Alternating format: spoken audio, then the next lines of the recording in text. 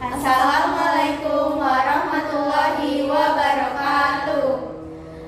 Ya, selamat siang Farido. Di sini kelompok kami akan mempresentasikan hasil diskusi kami.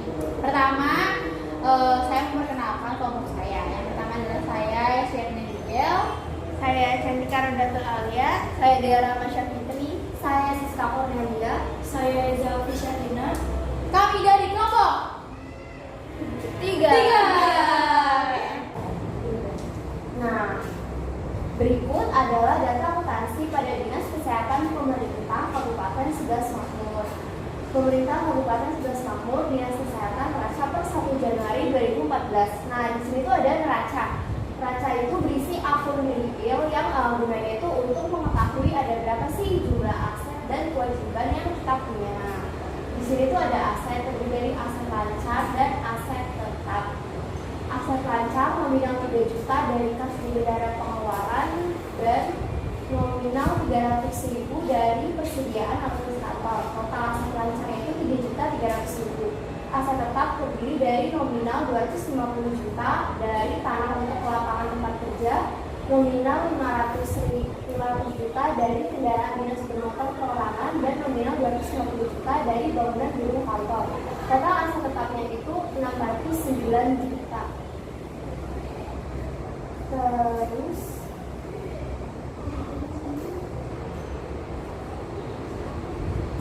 Terus ada kewajiban ini ada dua.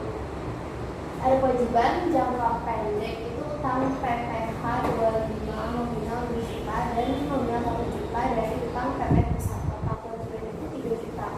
Ekuitas itu ada 649.500 juta. Nah, terus fungsi lain dari neraca itu untuk memasukkan saldo awal ke buku besar. selanjutnya ada namanya DPA. Nah, apa sih itu DPA? DPA itu kepanjangan dari dokumen pelaksanaan anggaran. Apa sih fungsi DPA itu? DPA itu fungsinya sebagai patokan untuk melaksanakan anggaran pada tahun periode yang berjalan. DPA itu bisa dari laporan anggaran tahun lalu yang sudah disahkan oleh DPR dan sudah sah untuk direalisasikan. Nah, DPA itu juga digunakan untuk jurnal anggaran. Jadi, ketika kita mau melaksanakan suatu anggaran, kita tuh berpatokan pada DPA ini. Nah, DPA ini belum dilaksanakan ya, karena DPA ini belum dilaksanakan, jadi baru berbentuk sebuah laporan. Tapi DPA ini tuh berfungsi sebagai pedoman. Jadi kalau misalkan kita kita tahu apa aja yang harus kita keluarkan pada periode tersebut gitu. Nah, di DPA ini ada pendapatan. Nah, pendapatannya itu terdiri dari pendapatan asli daerah, pendapatan retribusi daerah sebesar 25 juta. Terus ada belanja operasi itu ada gaji pokok sebesar 600 juta 500, tunjangan keluarga 200 juta 350, tunjangan jabatan 140 juta 150 ribu, tunjangan fungsional 120 juta, tunjangan fungsional umum 20 juta, tunjangan beras 85 juta, tunjangan PPh atau tunjangan khusus 12 juta. Jadi total belanja pegawai itu ada 1 miliar 131 juta. Terus ada lagi belanja barang dan jasa. Ada belanja alat kantor sebesar 130 juta, planetarium tenaga ahli atau narasumber itu sebesar 60 juta. Total belanja barang dan jasa 190 juta. Terus belanja modal ada belanja modal peralatan dan mesin sebesar 160 juta. Jadi total belanja modal itu 160 juta. Total belanja semuanya itu ketika sudah dijumlahkan jadi 1.531 juta. Nah, di bawahnya ini ada surplus apa defisit. Nah, ini karena dia belanjanya itu lebih banyak dibandingkan pendapatan yang tadi retribusi daerah di atas, jadi ini dikatakan sebagai defisit karena pendapatannya itu lebih kecil dibandingkan pengeluarannya. Jadi dia defisit berapa? Defisit 1.506.000.000. Oke, ya sekian. Selanjutnya yaitu transaksi. Menyederhanakan ilustrasi transaksi yang terjadi selama tahun anggaran 2014 di Dinas Perhubungan diringkaskan sebagai berikut. Transaksi yang pertama yaitu tanggal 1 bulan Januari 2020, yaitu bendahara pengeluaran menyetorkan potongan PPh 21 dan PPN pusat masing-masing sebesar 2 juta dan 1 juta ke rekening kas negara berdasarkan bukti transaksi berupa surat setoran pajak pusat. Maka jurnalnya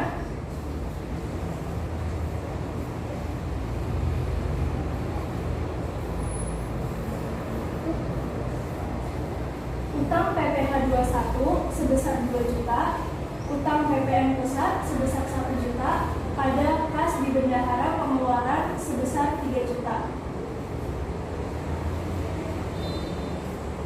Transaksi yang kedua yaitu pada tanggal 2 Februari 2020, yaitu bendahara pengeluaran menerima uang persediaan atau UP dari GID sebesar 50 juta berdasarkan bukti transaksi berupa SP2D UP. Maka jurnalnya kas di bendahara pengeluaran sebesar 50 juta pada RKPPKD sebesar 50 juta.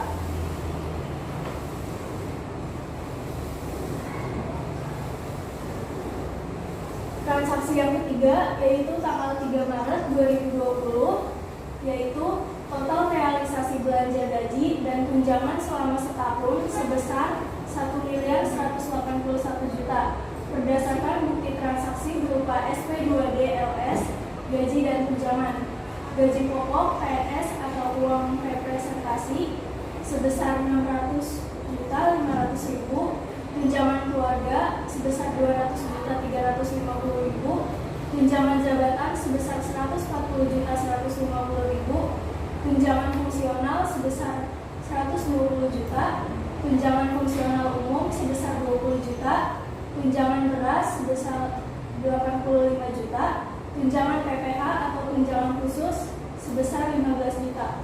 Maka jurnalnya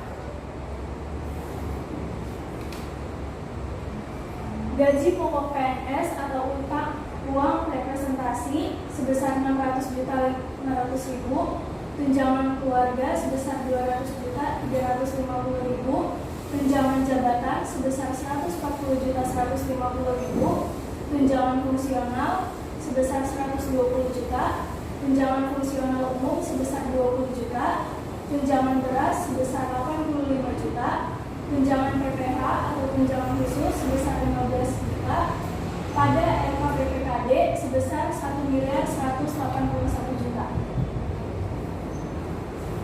Selanjutnya transaksi tanggal 4, yaitu total realisasi belanja modal yang seluruhnya untuk pengadaan peralatan dan mesin berupa kendaraan dinas bermotor perorangan sebesar 150 juta berdasarkan bukti transaksi berupa SP2DLS belanja modal. Maka jurnalnya yaitu kendaraan dinas bermotor perorangan pada RKPPKD 150 juta. Transaksi selanjutnya tanggal 5 bulan 5, yaitu total realisasi belanja barang dan jasa untuk konsumsi, yaitu pembelian alat tulis kantor yang dibayar secara langsung sebesar 30 juta berdasarkan SP2DLS belanja barang dan jasa.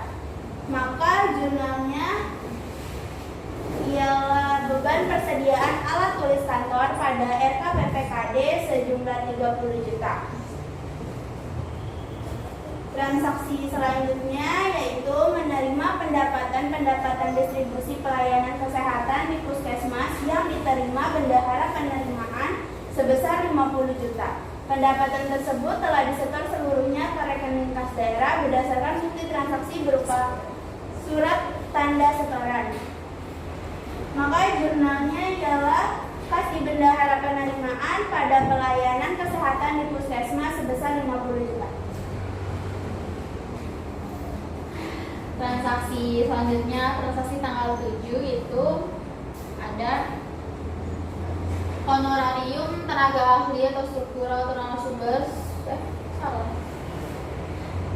Jadi transaksi nomor tanggal 7 itu ada total SP2DGU yang diterima selama tahun berjalan meliputi pengesahan belanja yang dibayar dengan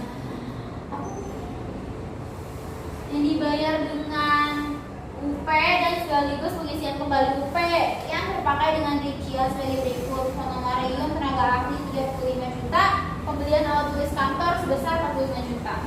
Jurnalnya itu honorarium tenaga ahli atau struktural atau narasumber sebesar 35 juta, beban persediaan alat tulis kantor sebesar 45 juta.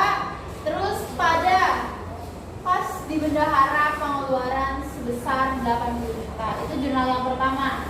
Jurnal yang kedua ada kas di bendahara pengeluaran pada RKPPKD. Nah, kenapa dia ada dua jurnal? Karena di sini dibilangin kan total dari yang diterima selama bulan tahun berjalan. Jadi kayak pertama tuh kita nerima SP2DGU gitu kan. Maksudnya kayak kan total SP2DGU yang diterima selama tahun berjalan meliputi pengesahan. Ketika kita menerima ketika SP2DGU-nya telah disahkan, otomatis kita langsung nerima dan kita langsung direalisasiin. Itu mengapa ada dua jurnal. Yang pertama jurnal ketika kita menerima, yang kedua jurnal ketika kita sudah mengeluarkan gitu. Terus tanggal 8 ini belanja UP yang terakhir telah disahkan dengan diterimanya SP2DGU nihil untuk belanja sebagai berikut: honorarium tenaga ahli 15 juta, pembelian alat kantor 25 juta. Jurnalnya itu honorarium tenaga ahli sebesar 16 juta dan beban persediaan alat tulis kantor pada beban alat kantor sebesar 25 juta pada kas di bendahara pengeluaran.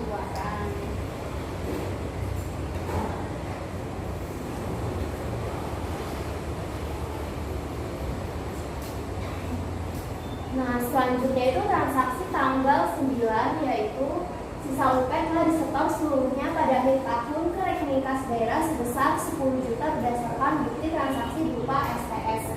Nah, jurnalnya itu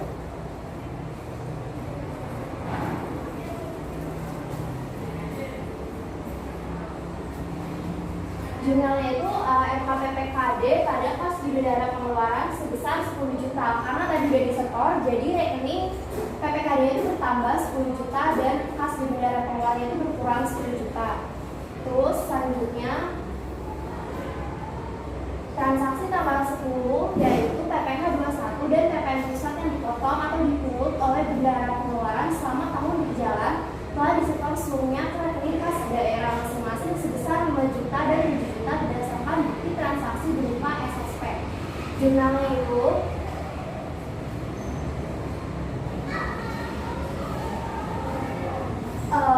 jadi kan karena tadi dipungut, jadi itu kas di bendahara pengeluarannya itu bertambah sebesar 12 juta. Utang PPh 21 dan utang PPh 21 5 juta di kredit, utang PPN pusat 7 juta di kredit. Nah, terus itu kan disetor ke kas daerah, jadinya utangnya berkurang jadi utang PPh 21 5 juta di debit, utang PPN pusat 5 juta di debit. Karena tadi disetor, jadi kas di bendaharanya, kas di bendahara pengeluarannya berkurang 12 juta di kredit. Jadi selanjutnya setelah dilakukan pencatatan dan diposting ke buku besar, pemerintah desa 11 Makmur mencatat jurnal penyesuaiannya itu dia jurnal yang dibuat di akhir periode untuk menyesuaikan saldo akun agar menunjukkan keadaan yang sebenarnya.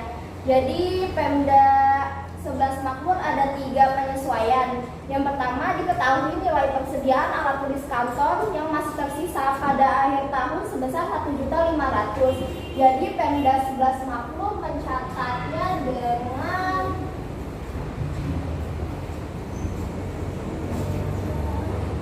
persediaan alat tulis kantor pada beban persediaan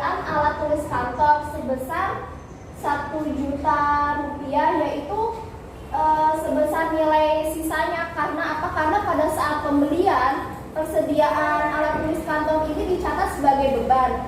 Selanjutnya, berdasarkan kebijakan akuntansi Pemda 11 Makmur, penyusutan aset tetap mulai diterapkan terhitung tahun anggaran 2014. Metode penyusutan yang digunakan adalah garis lurus dengan asumsi nilai residu 0. Diasumsikan penyusutan dilakukan setahun penuh berdasarkan saldo akhir aset tetap akhir tahun.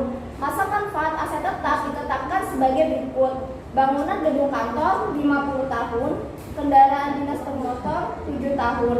Berdasarkan perhitungan diperoleh besaran penyusutan bangunan gedung kantor 5 juta, kendaraan dinas bermotor perorangan 21 juta.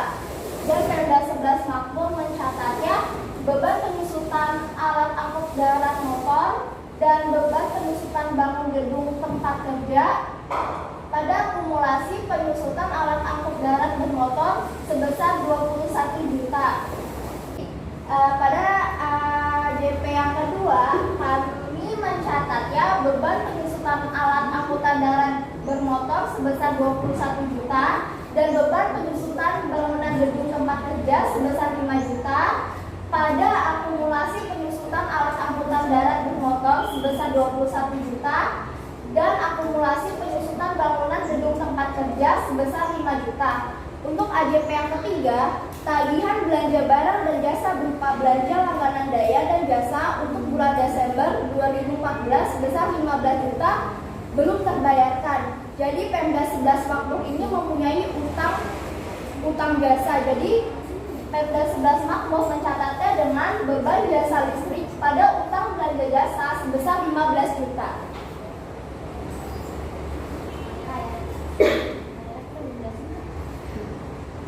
Oh iya.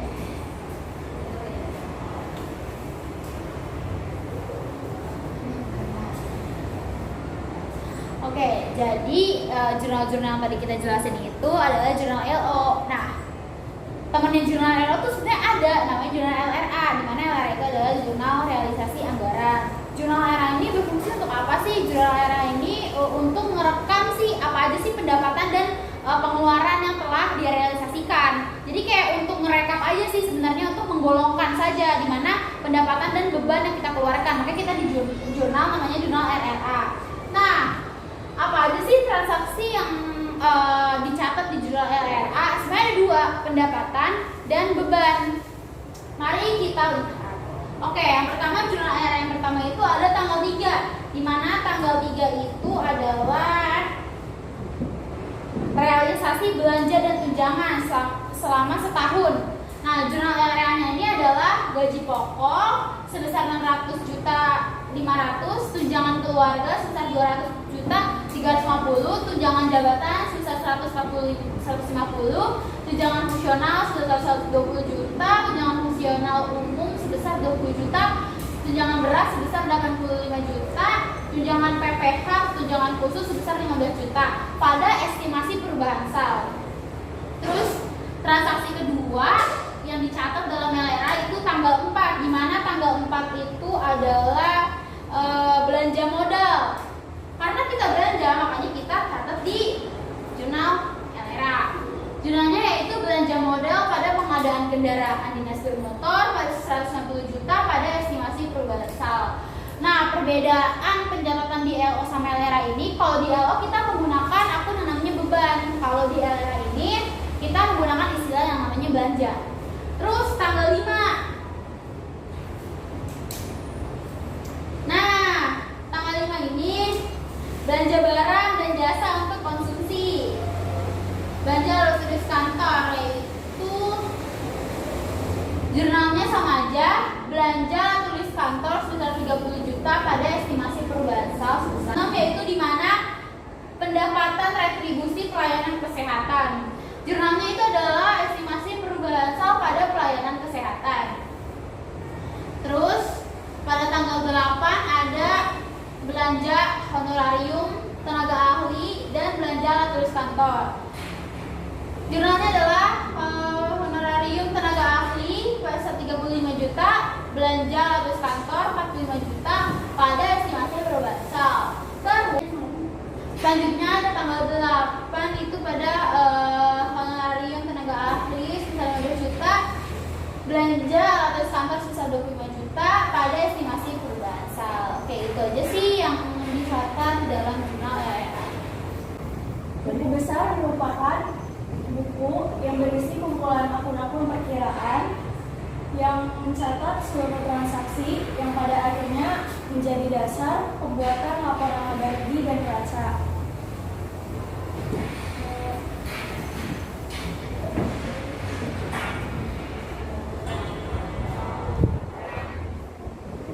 Akun yang pertama yaitu kas di bendahara penerimaan pada tanggal 1 Januari 2014, yaitu saldo awal berasal dari neraca, saldo awal dan saldo kas di bendahara penerimaan, saldo awalnya yaitu tidak ada. Selanjutnya tanggal 6 bulan Juni 2014, yaitu transaksi menerima pendapatan retribusi sebesar 50 juta di debit, maka saldo bertambah menjadi 50 juta.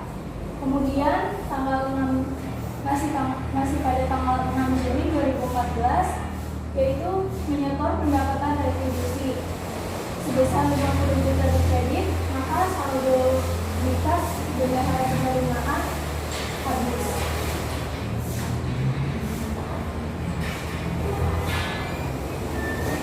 Yang kedua yaitu kas di bendahara pengeluaran. Pada tanggal 1 Januari 2014, di saldo awal kas di bendahara pengeluaran yaitu sebesar 3 juta. Masih pada tanggal 1 Januari 2014 terjadi transaksi penyetoran potongan PPh dan PPN pusat sebesar 3 juta di kredit, maka saldo kas di bendahara pengeluaran habis. Kemudian pada tanggal 2 Februari 2014 menerima UP sebesar 50 juta di debit, maka saldonya bertambah sebesar 50 juta. Pada tanggal 8 Agustus 2014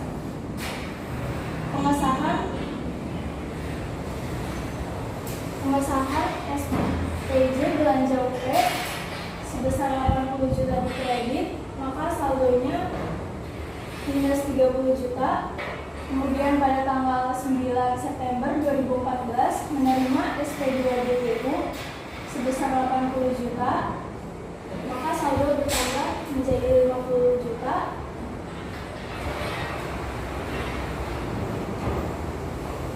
Kemudian pada tanggal 10 mencatat SPJ penggunaan UP sebesar 40 juta di kredit, maka saldo berkurang menjadi 10 juta. Pada tanggal 11 menyetorkan sisa UP akhir sebesar 10 juta, maka saldo menjadi habis. Pada tanggal 12 menerima potongan PPh atau PPN sebesar 12 juta di debit, maka saldo bertambah menjadi 12 juta.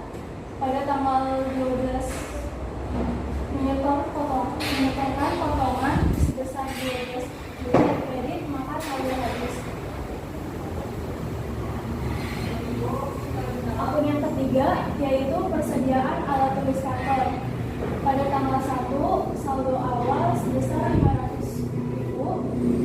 Kemudian pada tanggal 31 yaitu dilakukan penyesuaian sebesar 1 juta di debit, maka saldo bertambah menjadi 1.500.000.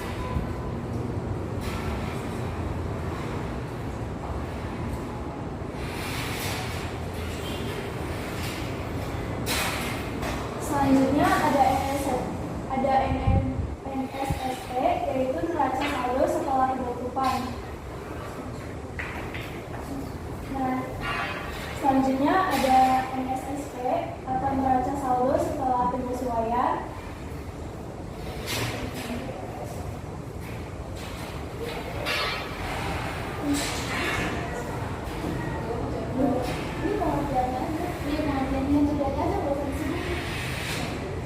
Jadi neraca saldo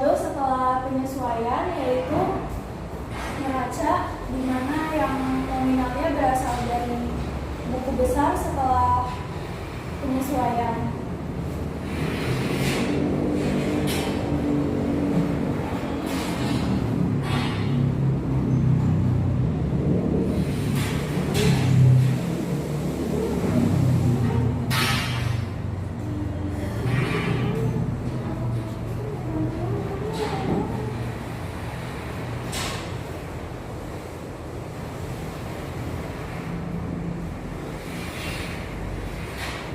Selanjutnya ada laporan operasional. Laporan operasional itu menyajikan berbagai unsur, ada pendapatan LO, terus ada beban,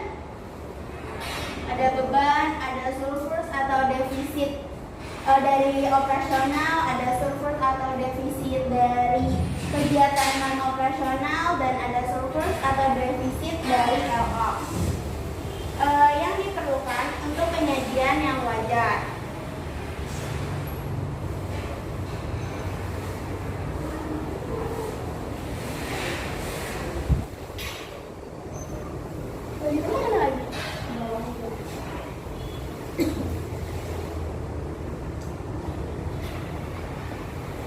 Terus selanjutnya ada laporan perubahan ekuitas. Laporan perubahan ekuitas ini adalah salah satu dari laporan keuangan yang harus dibuat oleh pemerintah daerah yang digunakan untuk menggambarkan peningkatan atau penurunan aktiva bersih selama periode yang berjalan.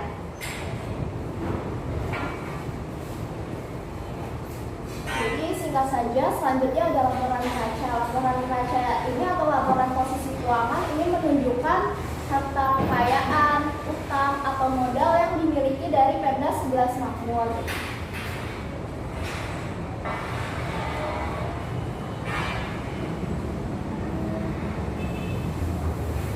Dan laporan yang terakhir adalah laporan realisasi anggaran pendapatan dan belanja daerah. Jadi laporan ini adalah laporan yang berisi perbandingan antara realisasi pendapatan dan belanja dengan estimasi pendapatan dan apropriasi belanja yang sudah ditetapkan pada awal tahun.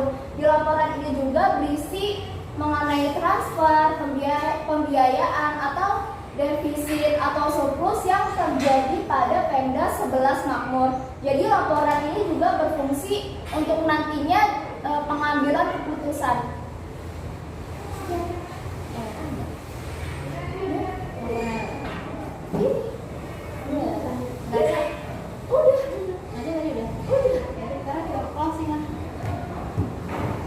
Jadi pelaksanaan siklus dari akuntansi pemerintah itu sebenarnya sama aja kayak akuntansi komersial.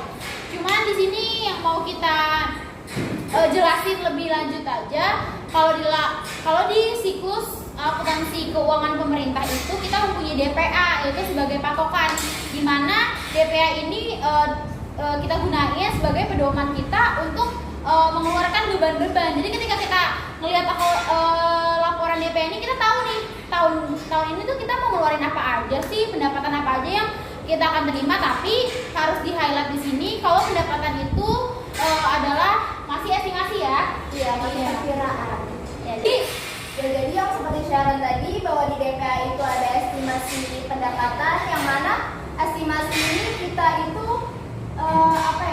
tidak tetap gitu. Jadi gimana ya, bisa berubah dari yang kita rencanakan di awal. Tetapi kalau apropriasi belanja itu dia sudah ditetapkan. Jadi kita harus mengeluarkan atau membelanjakan yang dianggarkan itu sesuai dengan DPA yang sudah disahkan. Itu juga bisa berubah apabila suatu desa ini mengalami suatu kendala atau musibah atau yang lainnya yang harus mengubah dari DPA itu sendiri.